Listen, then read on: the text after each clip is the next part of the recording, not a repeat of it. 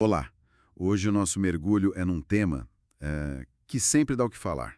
Os pagamentos retroativos a magistrados aqui no Brasil. A gente está falando de cifras bilionárias, né? E daquela discussão sobre controle, transparência no judiciário. Exatamente. E para basear nossa conversa, a gente tem aqui um levantamento bem detalhado da Transparência Brasil. Ele cobre o período de janeiro de 2018 até mais ou menos abril de 2025. E também, claro, a gente olhou uma resolução recente do CNJ, o Conselho Nacional de Justiça, que tentou, né, mexer um pouco nisso. Legal. Então a ideia é a gente entender melhor de onde vem essa grana toda, o tamanho real disso, e se essas tentativas de controle, bom, se elas funcionam mesmo. Para começar, já tem um número que, olha, chama a atenção logo de cara. Qual seria? Só em 2024, 3 bilhões de reais foi o que o judiciário gastou com esses retroativos. E o mais, assim, chamativo, isso foi pago para 7 em cada 10 magistrados. E o ponto crucial fica fora do teto constitucional. Esse ponto do teto é fundamental. O teto é aquele limite máximo para o salário no serviço público, né? Só que esses pagamentos retroativos, como eles são vistos como uma compensação por algo que supostamente deveria ter sido pago lá atrás, eles acabam escapando desse limite. São os famosos penduricalhos, que se acumulam e aí são pagos de uma vez. 3 bilhões num ano. Nossa, isso dá uma média alta por pessoa, imagino.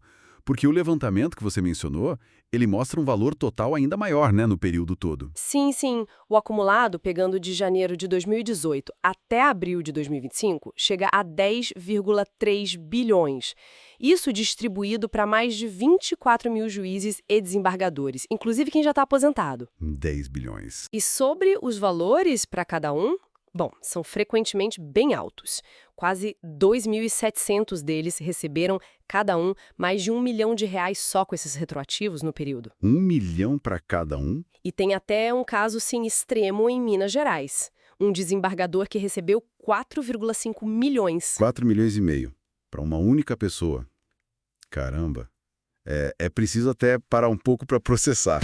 Mas me diz uma coisa, como que esses pagamentos eram autorizados? Tinha que entrar na justiça para conseguir? Então, aí que tá um ponto-chave, sabe? Até bem pouco tempo atrás, a imensa maioria desses pagamentos não vinha de uma decisão judicial final, aquela que passou por todo o processo, o tal trânsito em julgado. Não. E vinha de onde? Vinha, na verdade, de decisões administrativas, tomadas ali dentro dos próprios tribunais. Virou meio que um mecanismo interno, né, para complementar a renda. Ah, então peraí. O próprio judiciário decidia internamente pagar valores que na prática passavam do limite do salário. Isso. Isso deve ter chamado a atenção do CNJ, né? Eles tentaram fazer alguma coisa. Tentaram. Em maio de 2025, o CNJ soltou essa resolução, a número 621. A intenção, pelo menos declarada, era aumentar o controle. O lado bom, digamos assim, é que ela passou a exigir uma decisão judicial definitiva para novos direitos e vantagens serem pagos retroativamente. Então para coisas futuras parece que tem uma trava nova. Mas e aquilo que já tinha sido decidido administrativamente antes? Essa resolução conseguiu frear esses pagamentos que já estavam, tipo, na fila para sair? Aí é que está a grande crítica da Transparência Brasil. A resolução é vista como insuficiente, porque ela permite que os pagamentos que já foram determinados administrativamente continuem. Ah, não mexeu no passado. Exato, a restrição vale só para novos direitos, não afeta o passivo que já foi criado internamente. Então, assim, na prática, o impacto no orçamento pode continuar grande porque não barrou o que os próprios tribunais já tinham decidido antes. Entendi. Faz sentido a crítica. E que tipo de direitos são esses que geram esses pagamentos? São benefícios muito antigos? É bem variado, sabe? Tem gratificação por acumular função, tipo juiz que também atua na área eleitoral, aí paga um retroativo de 2015 a 2020, por exemplo. Certo. Tem também adicional por tempo de serviço, alguns retroagindo até 2006.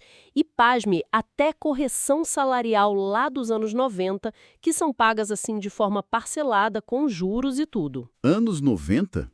E a gente consegue saber exatamente o que está sendo pago em cada contra-cheque? A transparência funciona nesse nível? Olha, infelizmente, a transparência é bem baixa nisso aí. Nos dados que a gente tem acesso, tanto nos portais dos tribunais quanto no painel do CNJ, vários benefícios diferentes acabam todos juntos sob a mesma rúbrica genérica: verbas retroativas ou pagamentos retroativos. Hum, É muito raro achar o detalhe, qual o benefício específico, qual foi a decisão administrativa ou judicial que mandou pagar.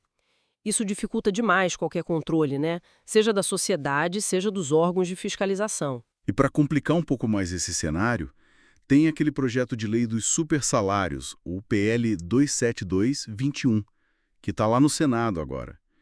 Ele ajuda ou atrapalha essa questão dos retroativos? Então, segundo a análise da Transparência Brasil, que aliás usou dados públicos do CNJ, organizados pelo pessoal do projeto Dado Jus BR, Sim. o projeto de lei é omisso, ele não traz regras claras para essa prática dos retroativos e, pior, existe um risco dele até agravar o problema. Agraviar? Como assim? Se ele acabar consolidando a interpretação de que esses pagamentos são indenizatórios, porque aí, formalmente, eles ficariam mesmo fora do teto constitucional. Seria uma brecha legalizada, digamos. Entendi. Bom, resumindo a nossa conversa, então. A gente tem pagamentos na casa dos bilhões, né? 10,3 bi em uns 6 anos, muitas vezes decididos internamente nos tribunais, escapando do teto salarial. Aí vem uma tentativa de controle do CNJ que parece limitada. Muita dificuldade para saber o detalhe do que se paga. Exato, falta transparência. E um projeto de lei sobre supersalários que talvez não resolva, ou, quem sabe até piore, essa questão específica dos retroativos. Pois é. O ponto central é o impacto enorme no orçamento público e levanta aquelas questões sobre equidade, né? Sobre possíveis privilégios e a capacidade real que a gente tem de controlar os gastos dentro do próprio judiciário. Pois é. Fica aquela pergunta no ar, né? Se a definição e o pagamento desses benefícios acontecem tantas vezes ali dentro, meio que contornando o teto salarial, que tipo de mecanismo poderia garantir um equilíbrio de verdade? Equilíbrio entre direitos que podem ser devidos e a responsabilidade fiscal que a gente espera de um poder público com toda a sociedade. Fica aí a reflexão.